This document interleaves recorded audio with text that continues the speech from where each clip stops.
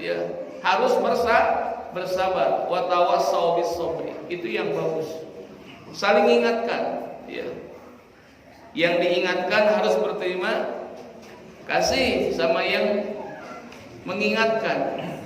Karena orang mengingatkan itu adalah bentuk sayang kepada saudaranya.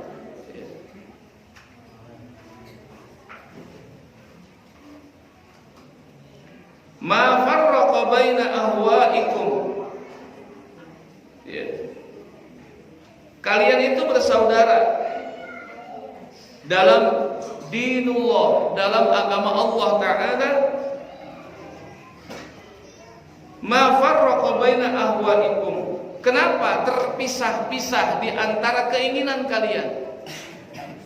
Kenapa terpisah-pisah, bercerai-berai segala ahwaikum, keinginan kalian, kata ini. Illa melainkan humusa sarairikum, karena kejelekan, kekotoran sarairikum, hati kalian. Makanya kenapa dinasehatin enggak mampu, dikasih tahu enggak mempan? Karena ada hubus, kekotoran, sarair, hati kalian.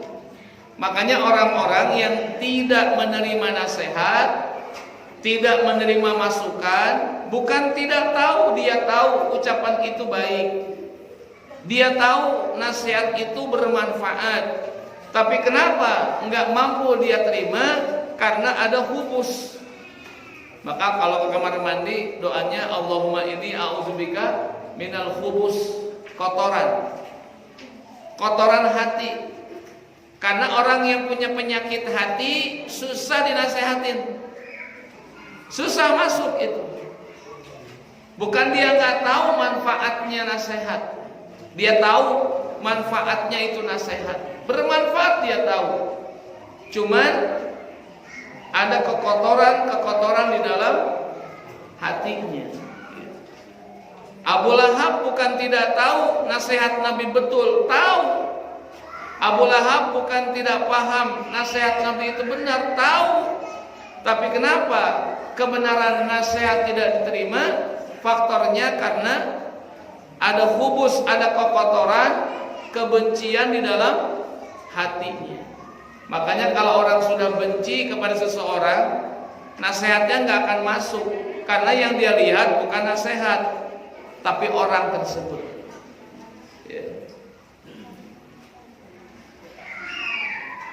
Walau ijtama'tum, dan seandainya ijtama'tum, kalian berkumpul alal birri, dalam satu kebaikan, latahabbtum, niscaya kalian pasti akan saling mencintai. Ya, pasti itu. Kalau sering kumpul, pasti akan timbul satu kesamaan, kecintaan, pasti itu mah. Kalau sering kumpul.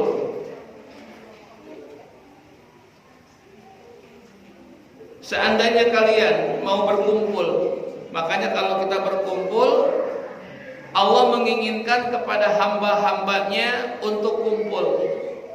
Karena kumpul ini bisa mendatangkan satu kecintaan kepada sesama.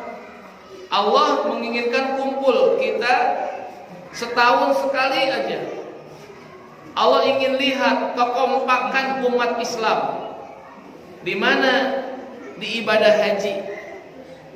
Allah senang gitu bila hambanya itu kumpul. Kayak kita punya anak banyak gitu, kumpul, akur, rukun, senang orang tua. Betul nggak kira-kira? Senang gitu. Dan kalau nggak kumpul lebaran, gimana rasanya? Ini nggak kumpul, ini nggak puasa, kurang gitu. Kalau kalian kumpul, pasti akan timbul satu sono, resep, cinta, seneng gitu. Ya. Karena satu hari lebaran itu nggak bisa digantikan dengan hari yang ke-10. Beda gitu.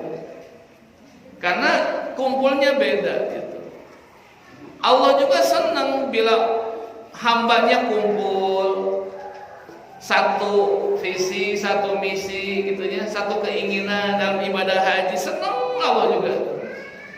Kayak seorang guru ngelihat muridnya, ya itu begitu enak, senang gitu, ditampakkan gitu. Atau enggak setahun 2 kali lah, Idul Adha, Idul Fitri. Allah tuh pengen lihat hambanya itu ketemu, kumpul, senang, saling bermaaf-maafan, saling ya gitulah, senang gitu. Kalau nggak mampu, ya kumpul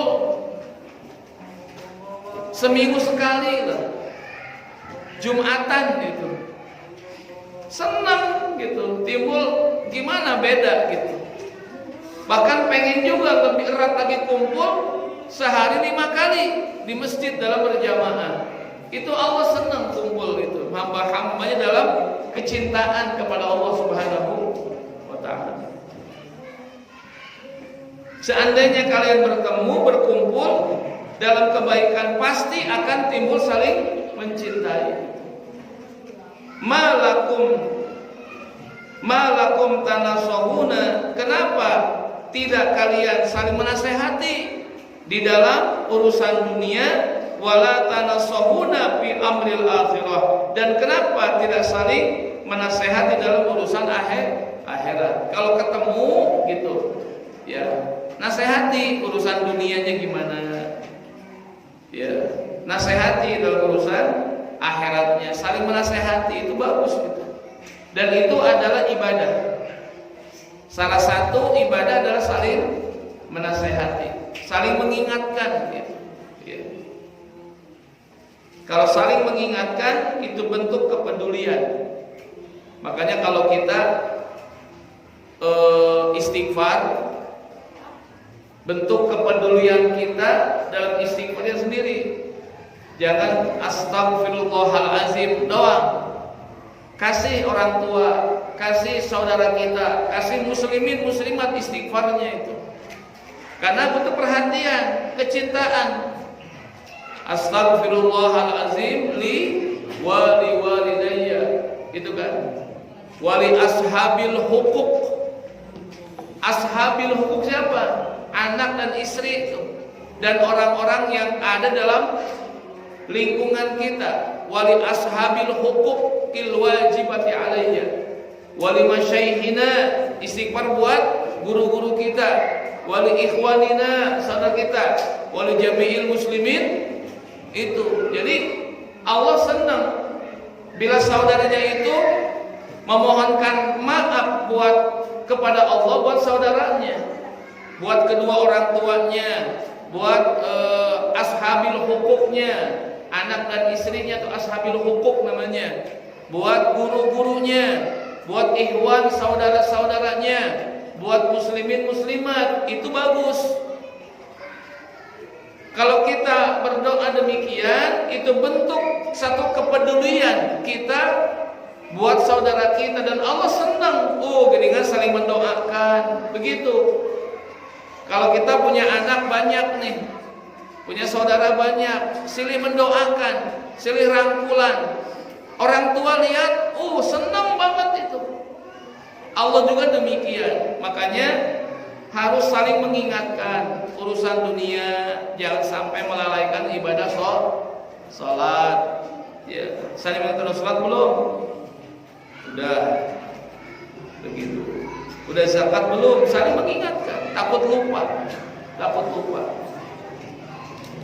Ya, jadi kenapa kalian berkumpul dalam kebaikan dan bisa saling mencintai, tapi kenapa nggak saling menasehati kumpulnya urusan dunia dan tidak saling menasehati urusan akhirat?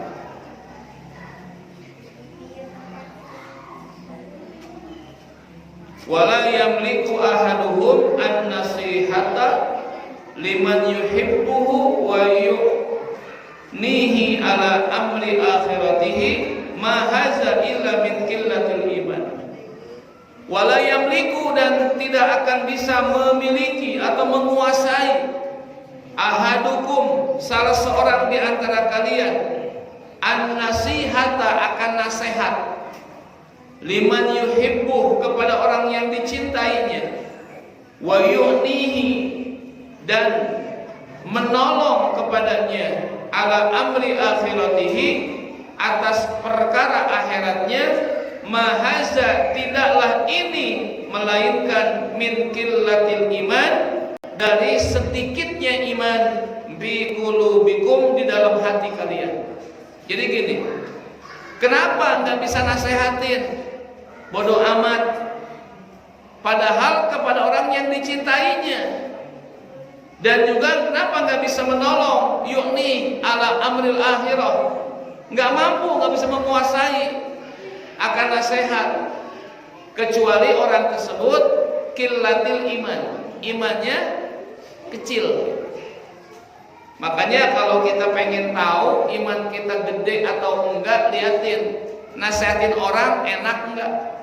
Kalau kita malas ngasih tahu, malas nasihatin, ya, baik kepada orang yang kita cintai sekeliling kita, mahaza, tidaklah ini terjadi min qillati imanikum, min qillati iman fi qulubikum, karena iman yang kecil, iman yang tipis dalam hati kalian. Itu kelihatan. Makanya orang-orang yang sudah dekat dengan Allah, ya, yang sudah ma'rifat kepada Allah, selalu ngasih tahu, mengingatkan dan mengingatkan, karena mereka sudah sampai yang dituju. Maka kalau mereka menasehati orang yang belum sampai, itu greget gitu. Dia sudah sampai kepada Allah, apa yang dicapainya, apa yang dialaminya dibagikan. Imam Ghazali membagikan pengalamannya. Awas dunia, kenapa? Karena sudah sampai beliau, sudah sampai. Makanya hal-hal yang merugikan dikasih tahu, jangan begitu, jangan begini. Seperti orang tua sudah pengalaman berumah tangga puluhan tahun, anak berumah tangga dikasih tahu, nasehatin, nih jangan begini, nih harus begini. Apa? Udah ngalamin. Kalau perjalanannya tidak baik, dikasih tahu jangan begitu, nanti akan begini, harus begini, ke kealaman. Makanya kalau kita ingin tahu masalah akhirat, bagaimana dunia, harus tahu orang yang sudah sampai kepada sana, baru bisa itu. Maka selama kita enggak dekat dengan orang yang pernah ke sana, enggak akan bisa merasakan betapa hebatnya akhirat dan betapa hinanya dunia. Belum sampai. Tapi kalau kita dekat dengan mereka yang sudah tahu, insya Allah akan ke bawah. Nah, kita kadang-kadang dinasehatin nggak nerima. Kenapa nggak nerima? Ini urusannya. Di sini nih masalahnya, di hati. Orang yang dinasehatin itu udah tahu, betul omongan, tapi nggak nerima. Ini penyakitnya di sini nih. Ada satu kebencian, ada satu penyakit yang ada dalam hatinya, menutup semua nasihat-nasihat dari Allah dan Rasulnya. Maka hati-hati, ya. Kalau kita nggak ada peduli dengan sesama, kita tahu, ya, nggak menasehati mereka, itu menunjukkan kilat iman kita, sedikit iman kita, tipisnya iman kita dalam hati kita. Ya.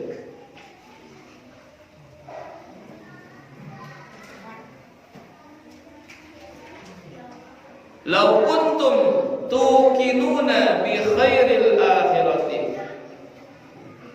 seandainya kalian tuqinuna, meyakini, bi khairil akhirati, akan kebaikan-kebaikan akhirat, wa syarriha, dan kejelekan-kejelekan akan akhirat di sana nanti, kama sebagaimana tuqinuna, kalian meyakini, bid dunya, akan dunia, la asartum, kalian akan lebih mengutamakan talabal akhirati, untuk mencari akhirat. Kalau sudah yakin. Makanya kadang-kadang kita belum yakin ini, ya, belum yakin. Pernah saya ceritakan dulu kan, biar yakin bagaimana adanya siksaan kuburan, bagaimana adanya nikmat kubur. Maka para ulama-ulama dulu mencari bentuk-bentuk bagaimana sih meyakini akan alam sesudah dunia ini. Kadang-kadang kalau kita kan lewat kuburan, lewat aja, ya kan? Nggak ada nasihat, nggak ada nasihat. Kadang berani di kuburan ketawa-tawa. Saya lihat kalau ada orang ke makom nguburin jenazah, lihat ada aja orang yang ngobrol, bahkan tertawa, terbahak-bahak. Itu di kuburan. Coba lihat, bukan diambil nasihat tuh. Di tempat yang itu aja banyak orang yang nggak mengambil pelajaran, tertawa, terbahak-bahak, cerita kesana kemari itu. Itu di kuburan itu. Di kuburan. Makanya ulama bikin satu tempat di kamarnya itu digali kayak kuburan gitu tuh. Apa? Ngapain? Untuk meyakinkan hatinya. Saat ke masjid malas, baca Quran malas ya. Terus ngaji malas, tahajud malas, zikir hoream. Itu ulama masuk ke kuburan tuh. Di kamarnya digali. Gitu tiduran aja. Diem, nggak enak dengan semangat, bau lagi sholat gitu tuh. Cari bagaimana menyemangati akhiratnya ibadah. Saat lagi malas masuk ke situ tuh. Maka yang rumahnya lega itu tolong ada satu ruangan bikin kuburan. Nggak usah dalam-dalam, semeter aja, pakai liang lahat gitu dah. Kalau lagi malas ibadah masuk ke situ dah. Bentar aja, 2 menit aja gitu. Waduh nggak enak ringan, oh naik lagi, ya, semangat lagi gitu bagusnya mah. Punya nggak di rumahnya ruangan kayak gitu? Nggak punya. Ulama sengaja tuh bikin kuburan di rumahnya, di kamarnya, digali dikit. Itu kalau lagi malas ibadah ke situ masuk. Kalau orang nasehatin nggak mempan, dikasih tahu ngelawan, masuk dari situ. Insya Allah. Ada lagi menyemangati ingin bangun malam supaya nggak ngantuk gitu. Gimana? Bikin tempat duduk pakai paku gitu tuh. Jadi bagaimana caranya supaya nggak enak duduk?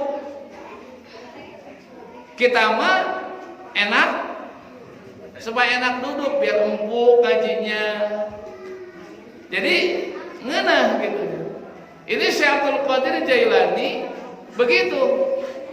Jadi beliau itu selama 40 tahun nggak pernah tidur malam, ibadah terus. Kenapa? Duduknya di atas paku kecil. Begitu lagi. Jadi bangun lagi, nggak pernah ngantuk gitu. Coba kali-kali nih sediain. Itu menghilangkan ngantuknya. Maka pantas dalam manakibnya Syekh Abdul Qadir Jailani itu tidak pernah batal wudunya menggunakan wudu subuh isya yang dipakai. Jadi hebatnya beliau itu. Jadi sholat subuh itu menggunakan wudu isya. 40 tahun nggak tidur karena pengen dekat dengan Allah. Dan 40 tahun ini menghantarkan beliau menjadi wali kutubnya Allah Subhanahu wa taala. 40 tahun bayangkan. Papan besar, paku di atasnya, pakai sejadah. Kerasa nggak? Bisa tidur nggak? Bisa Mas Ani ya? Cobaan. Nggak akan tidur, pasti melek terus karena tegang. Apa? Ingin melek malam, ingin dekat sama Allah. Sehingga dengan latihan begitu bermalam-malam kerasa. Jadi mata ini nggak ngantuk jadinya. Bukan 40 tahun pakai kayu besi, paku itu bukan. Berbulan-bulan dicoba sehingga mata ini diminta untuk melek terus malam teh. Jadi kebiasaan melek. Jadi kesannya nggak pakai paku lagi. Udah biasa. melek malam, karena mata ini diminta melek malam. Itu seperti itu. Ada lagi, pernah seorang ulama, Imam As-Sadzili, ingin meyakinkan bagaimana sih pedihnya siksaan Allah. Beliau menggunakan lampu lilin, lalu didekatkan ke matanya. Tetesan lilin bisa celak, celak gitu tuh, dekat ke matanya itu. Ngejerit beliau, semangat lagi ibadahnya. Sampai ke situ, ulama mencari bagaimana meyakini agar dia takut dengan azab Allah.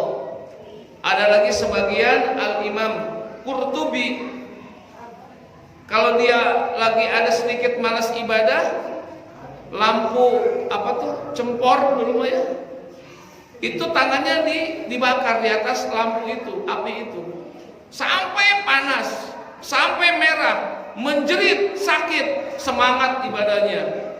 Ini api di sini sakit sekali, gimana api sono nanti? Itu mereka mencari itu.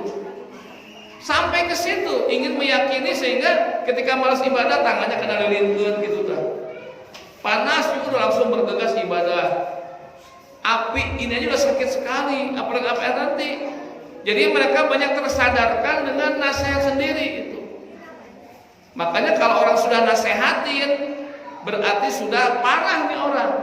Harusnya mah dia bisa menasehati diri sendiri. Cuman karena sendiri nggak mampu, orang masuk menasehati. Kalau orang sudah nggak mampu masuk nasihat ke dirinya, nasihat mana lagi akan didapat itu?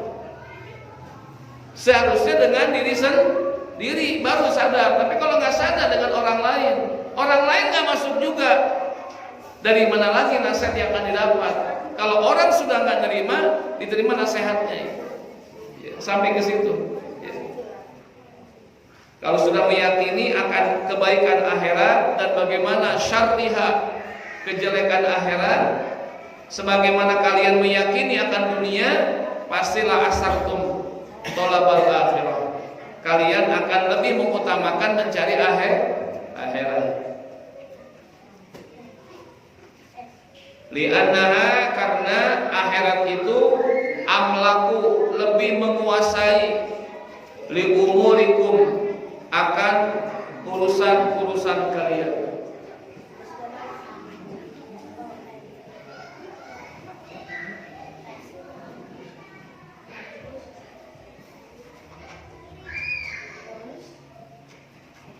Fa in qultum hubbul ajilah ghalibun, maka kalau kalian mengatakan hubbul ajilati ghalibun, cinta ajilah, ada ajilah, ada ajilah, pakai ain. Kalau pakai ain itu dunia. Kalau pakai hamzah, ajilah itu akhirat. Apa ajilah? Dunia yang cepat akan tiba waktunya. Kalau pakai alif atau hamzah, ajilah itu nanti akhirat. Ada ajilah, ada ajilah. Kalau ain pakai ajilah itu dunia yang cepat, dunia ini. Tapi kalau pakai hamzah, ajilah itu nanti akhirat. Kebanyakan orang pilih ajilah, dunia. Maka kalian akan mengatakan hubbul ajilah ghalibun, cinta dunia itu sudah mengalahkan itu, sudah mengalahkan. Jadi akhirat enggak akan diingat-ingat karena cinta ajilah itu lebih ghalib, lebih menguasai terhadap dirinya.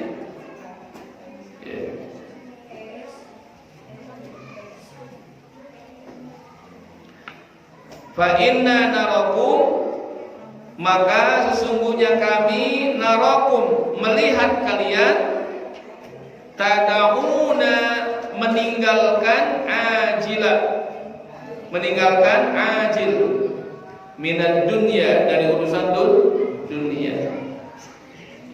Untuk apa meninggalkan? Lil ajil, untuk akhirat.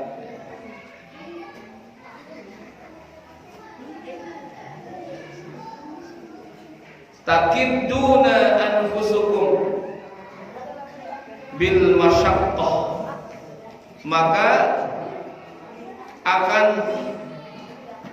menyusahkan diri kalian sendiri bil masyaqqati, dengan segala penderitaan kalian, wal ihtiraku, dan akan selalu kalian berusaha fi talabi amrin, di dalam mencari segala urusan, la'allakum, yang kalian sendiri nanti la tudrikunahu, tidak akan mendapatkannya.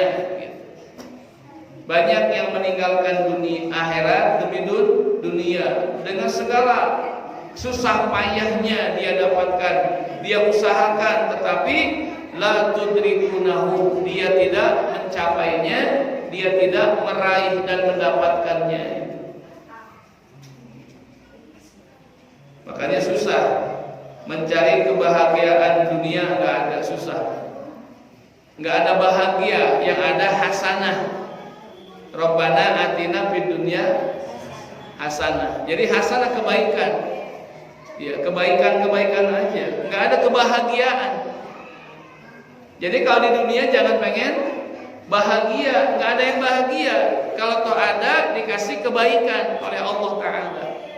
Jadi orang kaya baik, sedekah. Orang berilmu jadi baik, mengamalkan, itu baik. Dan ada yang bahagia, nggak ada. Nggak ada, sok coba. Yang ada kebaikan. Doanya juga Rabbana atina fid dunya hasanah, kebaikan, bukan kebahagiaan. Nggak ada kebahagiaan di dunia, nggak ada, aslinya nggak ada. Yang ada kebaikan aja. Ya, kebaikan.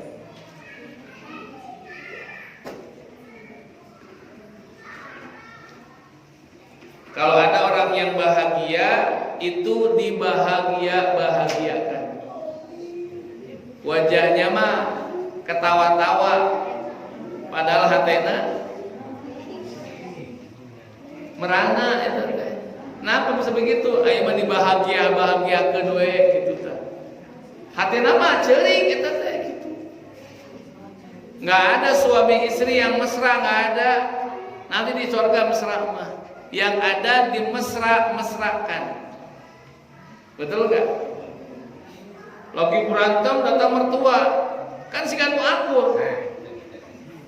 Yang ada dimesra-mesrakan.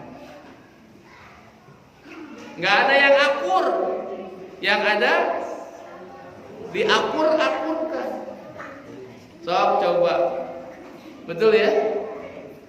Ya. Nggak ada yang mantes pasangan rumah tangga mah.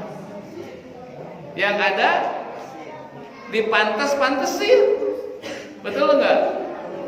Istrinya pakai kerudung salem, suaminya pakai peci hitam, dipantes-pantesin. Nggak ada yang pantas, dipantes-pantesin. Istrinya gendut, suaminya ceking, pantas tuh?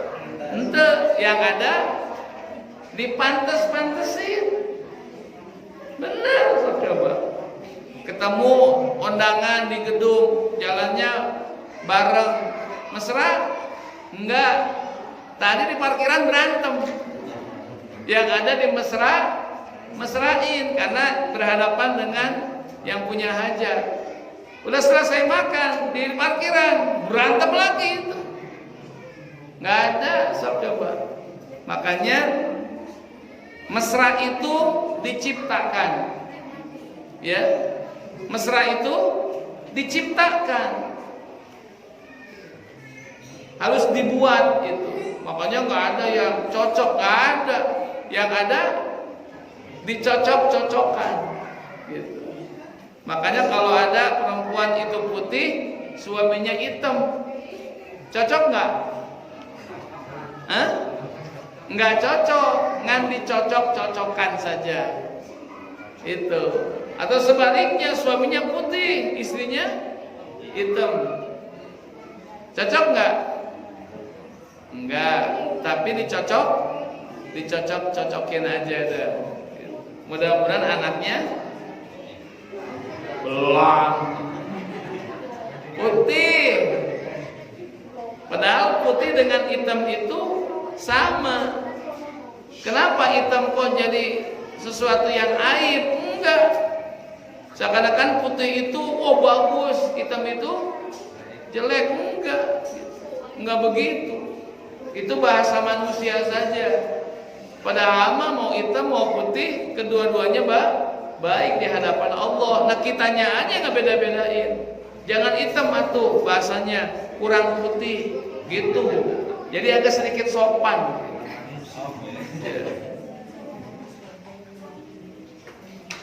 Kalau ke istri jangan bilang cerewet, itu nyakitin. Kalau sih kalimat yang bikin dia tenang, mulutnya nggak ada rem gitu. Beda kan? Kalau ada orang itu makan melulu, sakit hati. Jangan bilang tukang makan, bagusnya dinas kebersihan. Beda nggak kira-kira? Beda. Jangan makan mulu, jangan. Dinas kebersihan, begitu. Jadi kan sedikit agak berbeda. Itu bahasa perlu dipoles itu, ya dipoles bahasanya.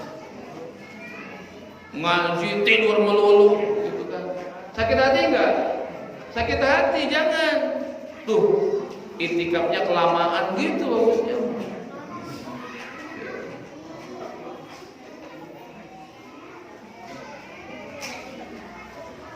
Kalimat-kalimat yang bagus. Jadi kalian mencari habis-habisan nggak didapat itu, ya, nggak didapat. La tudrikunahu, nggak didapat itu. Sayang gitu kan. Ya.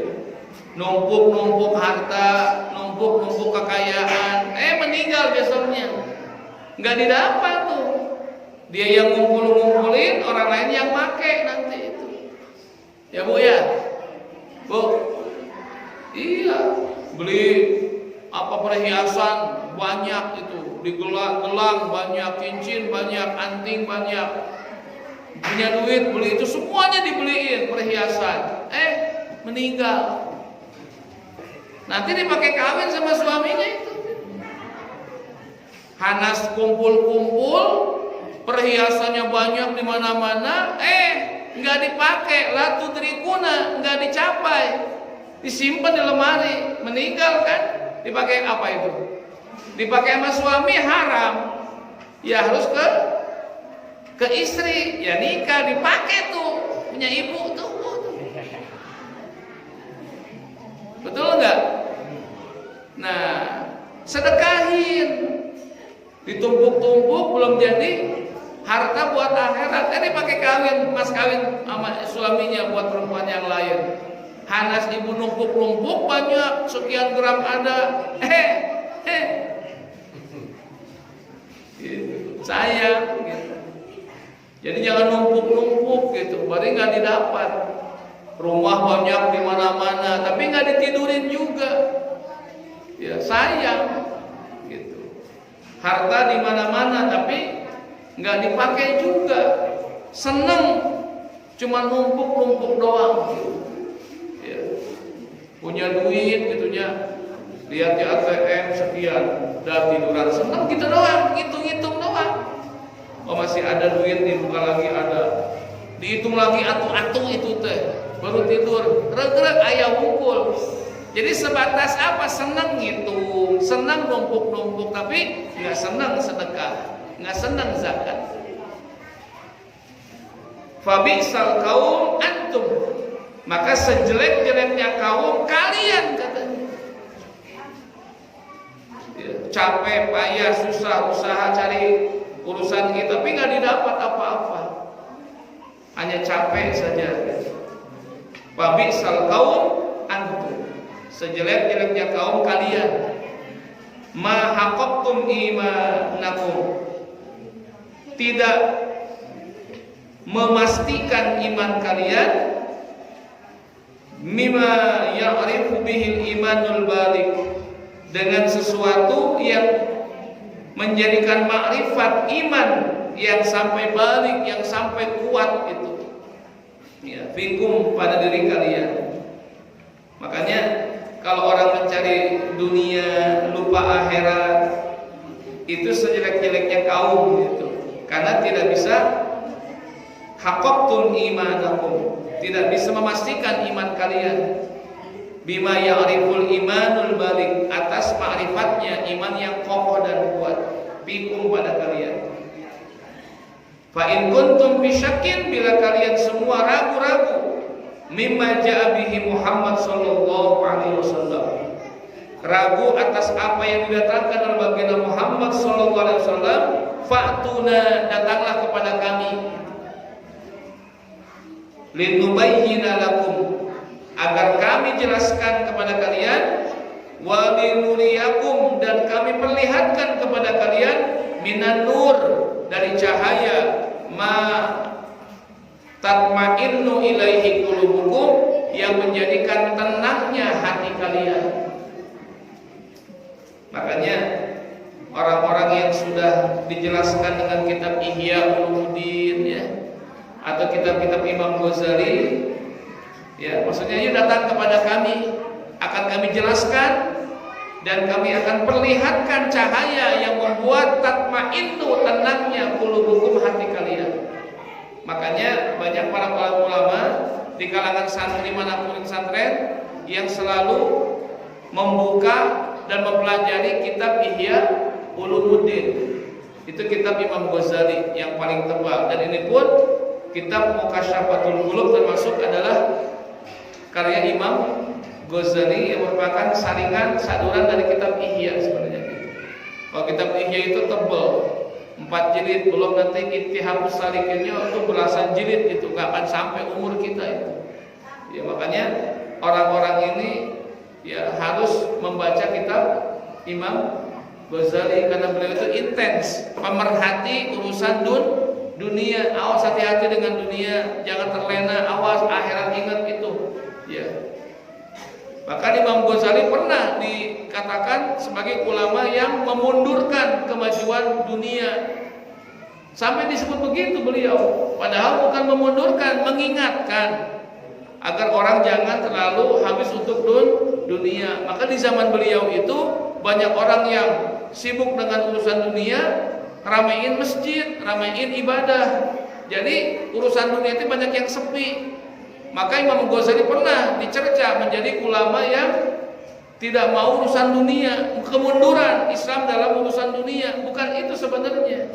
Justru beliau itu pemerhati, jangan sampai manusia ini dunianya rame, akhiratnya lupa gitu.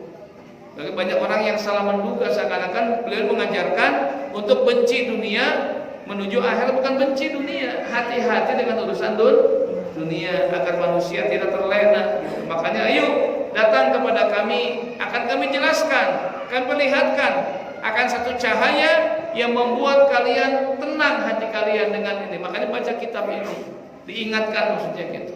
Ya.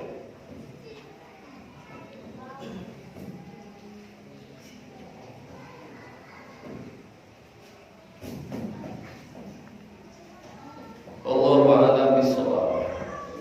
Nanti sampai wallah ma antum bil manqusah uquluhum. Allahu a'lam bishawab. Mudah-mudahan penjelasan Imam Ghazali sedikit demi sedikit kita akan pahami. Mudah-mudahan dunia yang kita cari diberkahkan oleh Allah Subhanahu wa taala, dan mudah-mudahan hati kita terpaut dengan akhirat ya, dengan kekuatan iman yang Allah berikan. Mudah-mudahan dunia dijadikan wasilah, jembatan untuk mencapai kebahagiaan akhirat. Amin ya Allah ya Rabbal alamin. Nas'alul ijabah wal ma'unah wal barakah fi amri dunya wassalamah fi amri akhirah. Al-Fatihah. A'udzu billahi minasy syaithanir rajim. Bismillahirrahmanirrahim. Alhamdulillahi rabbil alamin arrahmanir rahim maliki yaumiddin. Iyyaka na'budu wa iyyaka nasta'in. Ihdinas siratal mustaqim. Siratal